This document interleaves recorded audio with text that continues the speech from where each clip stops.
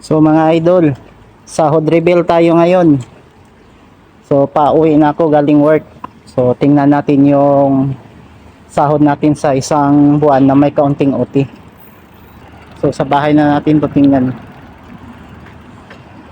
So ito mga idol. So ito yung payslip ko. So bubuksan na natin, mag sahod reveal tayo ngayon. So magkano nga bang sinasahod ko dito sa South Korea bilang isang factory worker? Or tingnan natin kung sulit na sulit ba yun. So mga idol, bubuksan na natin. Isang buwan na may kaunting OT. Yan mga idol. Ano ba to?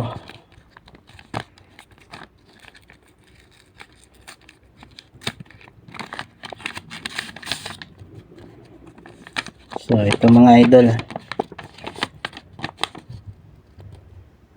So ito yung payslip ko. So sumahod ako ng 2.573 million won. So may OT ako na ito, OT ko ito 30 hours. Ito yung OT ko. Tapos yan yung total lahat ng OT. So may deduction dito, may deduction makikita natin. Ito na yung breakdown ko. 2,344,000. So yan yung total na na nakuha ko. Kasi may mga deduction ako dito. So ang kagandahan lang kasi dito mga idol is ito yung Kokmin namin. So yan. So ang tawag po dyan Kokmin. So national pension. So yan mga idol is makukuha ko po yan kapag nag-exit na ako dito sa South Korea. So makukuha ko ng buo. So kung ano yung dinidak sa payslip ko, yun din yun ang ni boss. Yun din yung magka-counter siya na bayad. So halimbawa, nag-deduct sila sa akin ng 84,000. Halimbawa lang, nasa 3,000 ito, nasa 3,000 sa peso.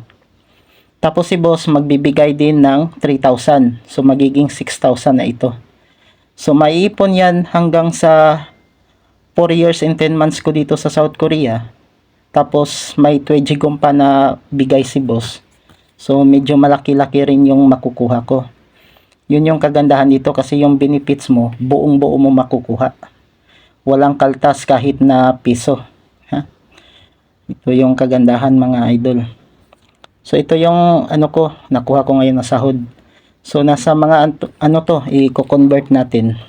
Yung 2,344,000 sa palitan. Ito. 98,000 pesos. So yan yung nakuha ko mga idol. So kung may pasok kami ng Sabado, medyo malaki yung OT ko. Medyo malaki sana kung may pasok kami na Sabado. Kasi yung OT rate na Sabado is malaki yun kaysa regular na pasok namin. So yun yung kagandahan. Kasi minsan may Sabado kami, minsan din wala, depende lang sa gawa. So yan mga idol, sulit na sulit yung buhay Korea dito. Sulit na sulit yung bilang isang OFW.